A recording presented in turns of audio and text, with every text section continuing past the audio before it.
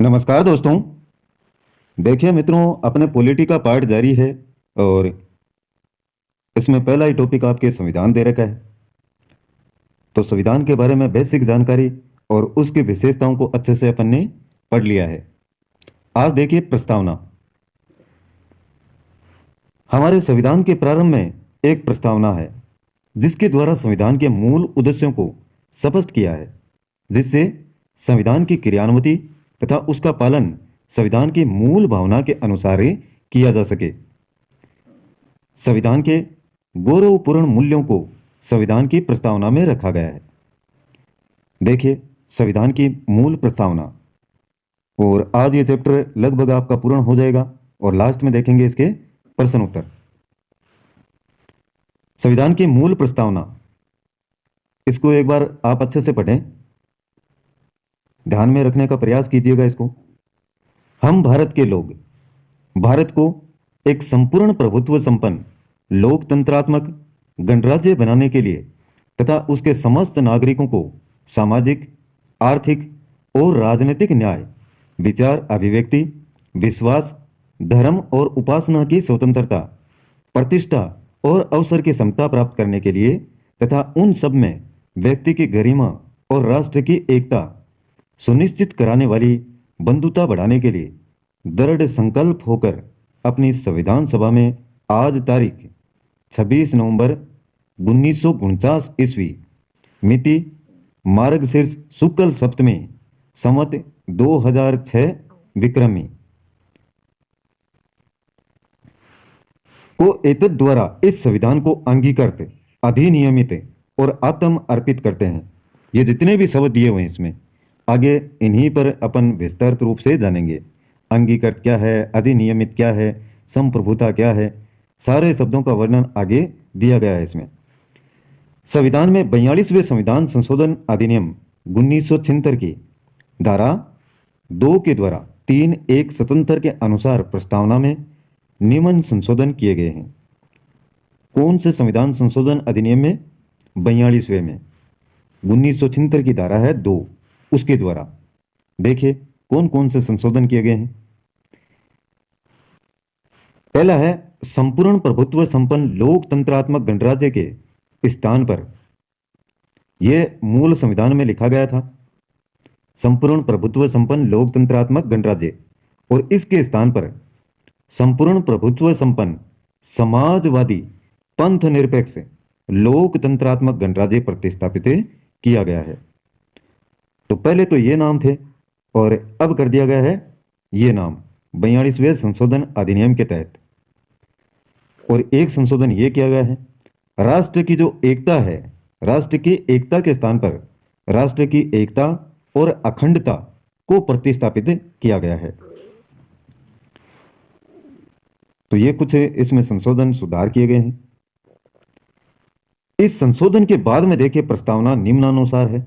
हम भारत के लोग भारत को एक संपूर्ण प्रभुत्व संपन्न समाजवादी पंथ निरपेक्ष लोकतंत्रात्मक गणराज्य बनाने के लिए तथा उसके समस्त नागरिकों को सामाजिक, आर्थिक और राजनीतिक न्याय, विचार अभिव्यक्ति, विश्वास, धर्म और उपासना की स्वतंत्रता, प्रतिनिष्ठा और अवसर की समानता प्राप्त कराने के लिए तथा उन सब में व्यक्ति की गरिमा और राष्ट्र की एकता और अखंडता सुनिश्चित करने वाली बंधुता बढ़ाने के लिए दृढ़ संकल्प होकर अपनी इस संविधान सभा में आज तारीख 26 नवंबर 1949 ईस्वी मिति मार्गशीर्ष शुक्ल सप्तमी संवत 2006 विक्रमी को एतद द्वारा इस संविधान को अंगीकृत, अधिनियमित और आत्म अर्पित करते हैं। तो इस प्रकार से जो संशोधन किए गए हैं उसके पश्चात ये आपकी संविधान की प्रस्तावना बनती है। तो मोटा मोटी तौर पर जो एक तो तारीखें दे रखी हैं, कौन कौन से शब्द हैं, कई बार पूछ लिया जाता है ये प्रस्तावना में निम्न में से कौन सा शब्द नहीं है, तो इन शब्दों को थोड़ा सा ध्यान में रखें आप।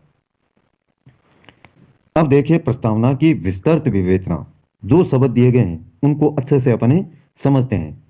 और विस्तृत विवेचना में इसको 3 भागों में बांटा गया है। पहला है आपका घोषणात्मक भाग। जब प्रस्तावना शुरू की जाती है तो लिखा हुआ मिलता है हम भारत के लोग, यानी संविधान के निर्माताओं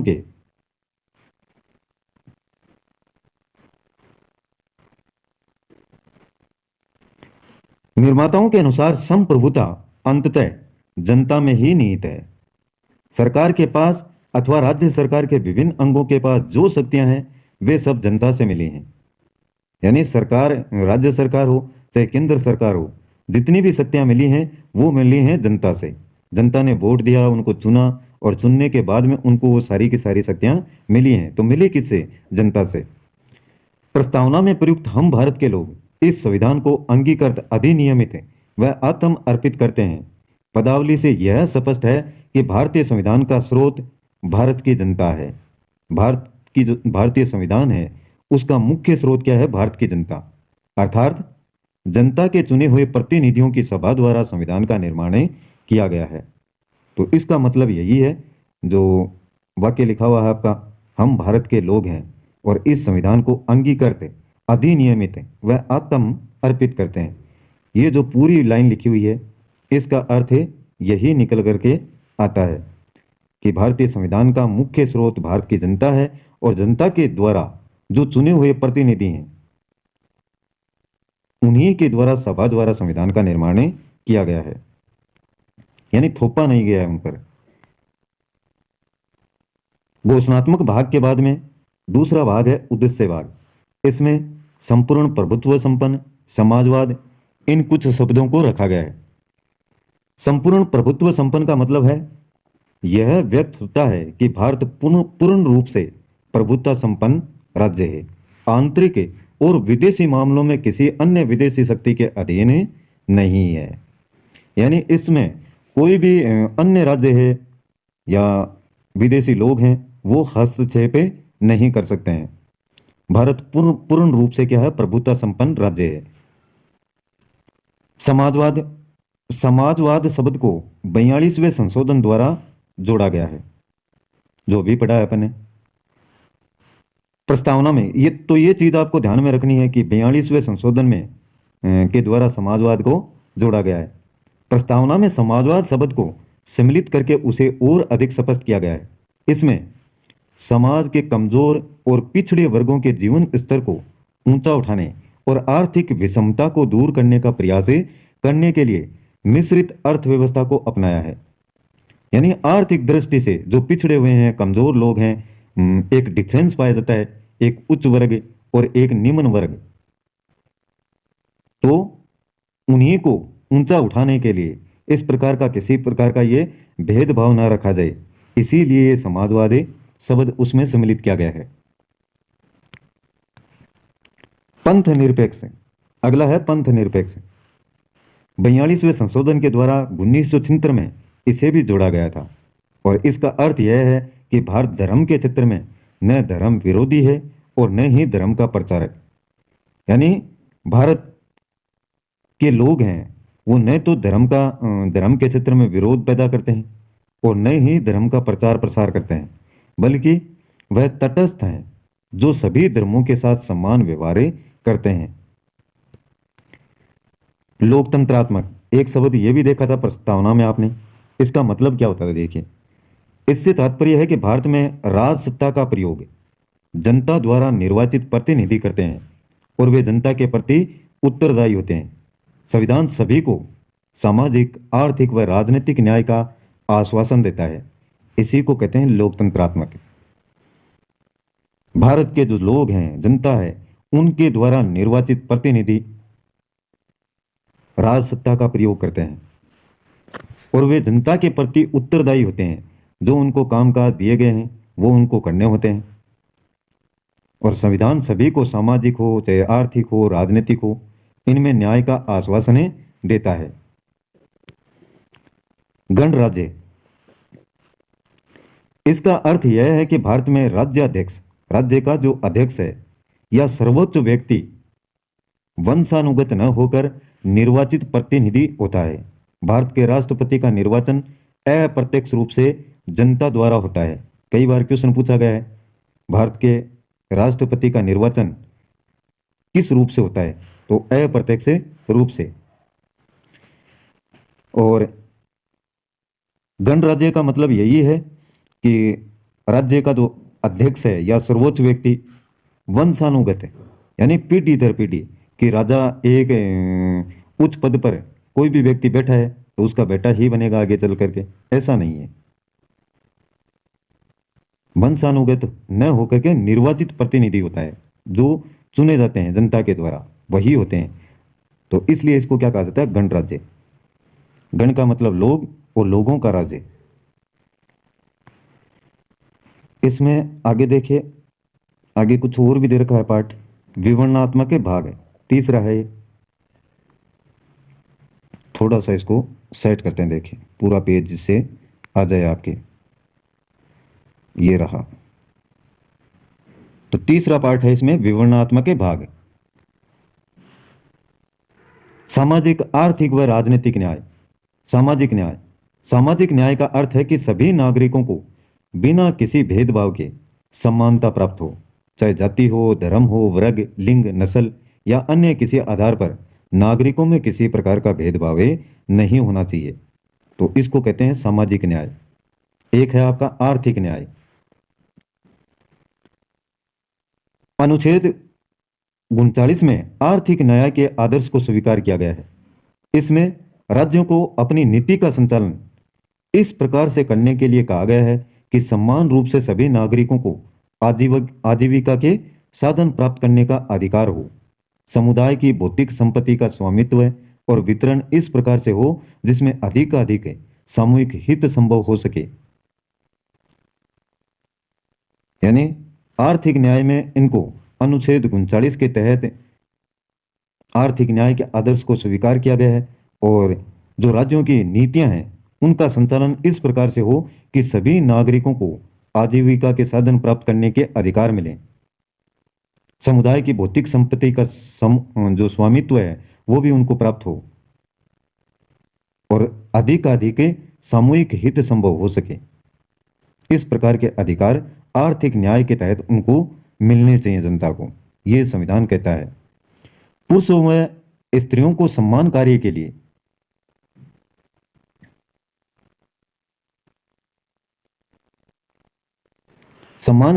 सम्मान वेतन मिले। उत्पादन व वितरण के साधनों का अहितकर केंद्रीयकरण न हो। और अगला है इसमें राजनीतिक न्याय। भारतीय संविधान वयस्क मताधिकार की स्थापना, यानी जो ही 18 वर्ष का हुआ कोई भी भारत देश का नागरिक, तो उसको मताधिकार यानी वोट देने की जो संविधान है वो एक शक्ति प्रदान करता है। संवैधानिक उपचारों द्वारा राजनीतिक न्याय के आदर्श को मूर्त रूप प्रदान करना, तो ये राजनीतिक न्याय है। और अगला है स्वतंत्रता, समानता और बंधुत्व। दूसरा पॉइंट है इसी में आपका विवरणात्मक के भाग में। पहला है स्वतंत्रता। भारतीय संविधान में नागरिकों को विचार, अभिव्यक्ति, विश्वास, धर्म और उपासना की स्वतंत्रता दी गई है। अपने विचारों को दूसरों के सामने वो अभिव्यक्त कर सकता है, एक दूसरों पर विश्वास बनाए हुए रख सकता है, सभी धर्मों की जो पालना है, यानी उसमें भेदभाव किसी प्रकार का नहीं होना चाहिए। समानता, देश के सभी नागरिकों को प्रतिष्ठा और अवसर की समानता प्रदान की गई है। बंधुत्व, प्रस्तावना में व्यक्ति की गरिमा और राष्ट्र की एकता और अखंडता सुनिश्चित करने वाली बंधुता की भावना बढ़ाने के लिए संकल्प किया गया है। और तीसरा और अंतिम पॉइंट है, देखिए इसमें व्यक्ति की गरिमा व राष्ट्र की एकता व अखंडता। प्रत्येक वो पॉइंट जो संविधान की प्रस्तावना में शामिल किए गए वो ये हैं सारे के सारे। व्यक्ति की गरिमा व राष्ट्र की एकता। हमारे संविधान निर्माता भारत की विविधताओं के अंतर्गत विद्यमान एकता से परिचित थे, यानी यहाँ की बहुत सारी बोलियां हैं, अनेक प्रकार की भाषाएं, अनेक प्रकार के धर्म, अनेक प्रकार के रीति रिवाज। तो जो संविधान निर्माता हैं वो भारत की विविधताओं से पहले से ही परिचित थे। वे चाहते थे कि हमारे नागरिक क्षेत्रीयता, प्रांतवाद, भाषावाद व संप्रदायवाद को महत्व न देकर देश की एकता के भाव को अपनाएं। इसलिए हमारे संविधान में बंधुत्व का आदर्श दो आधारों पर टिका है। और ये आधार है राष्ट्र की एकता व व्यक्ति की गरिमा। यानी किसी व्यक्ति की जो गरिमा है वो भी हताहत नहीं होनी चाहिए और साथ में राष्ट्र की जो एकता है वो भी बनी रहे। अखंडता, एक शब्द है अखंडता। 42वें संविधान संशोधन द्वारा उद्देशिका में अखंडता शब्द को सम्मिलित किया गया है और इसका मूल उद्देश्य है भारत की एकता और अखंडता को सुनिश्चित करना। अखंडता यानी टुकड़ों में जो ना बांटे, भारत की एकता को बनाए हुए रखे, तो ये भी संविधान में इसको शामिल किया गया है। उपयुक्त विवेचन के आधार पर कहा जा सकता है कि प्रस्तावना या उद्देशिका में संविधान के मूलभूत आदर्शों को दर्शाया गया है। अब इसमें महत्वपूर्ण बिंदु वही हैं जो अपन ने पूरे चैप्टर में पढ़े हैं। अब देखिए इसके जो कुछ प्रश्न हैं उनको देखते हैं अपन। थोड़ा सा जूम करते हैं इसको जिससे प्रत्येक प्रश्न आपको आराम से दिख जाए। देखिए पहला प्रश्न है साथियों, आराम से देखिएगा प्रत्येक प्रश्न को। भारतीय संविधान को संविधान सभा द्वारा अंगीकार किया गया। अब देखिए पूरा चैप्टर आपने पढ़ लिया है। 1 मई 1947 को, 9 दिसंबर 1946 को, 26 नवंबर 1949 को या 26 जनवरी 1950 को भारतीय संविधान को संविधान सभा द्वारा अंगीकार किया गया था 26 नवंबर 1949 को। भारत के संविधान में अनुच्छेद कितने हैं? जब बना था संविधान उस समय थे 395 और वर्तमान में अगर पूछा जाए तो कितने हैं? 448। ध्यान में रखें। तीसरा प्रश्न है, नीति निर्देशक तत्व किस देश के संविधान से लिए गए हैं? सभी को पता होना चाहिए, आयरलैंड से। जितने आप सोचते हैं उतने टफ क्वेश्चन आपके नहीं आएंगे। चौथा क्वेश्चन देखिए, राज्यों में संवैधानिक संकट होने पर राष्ट्रपति शासन संविधान के किस अनुच्छेद के तहत लगाया जाता है? राज्यों में संवैधानिक संकट होने पर, तो राइट क्या होगा? अनुच्छेद 356। 5 का प्रश्न, 42वें संविधान संशोधन द्वारा प्रस्तावना में किन शब्दों को जोड़ा गया है? तो ये सारे ही हैं। देखिए समाजवादी भी है, पंथ निरपेक्ष भी है और अखंडता भी है, अभी पढ़ा है इसको।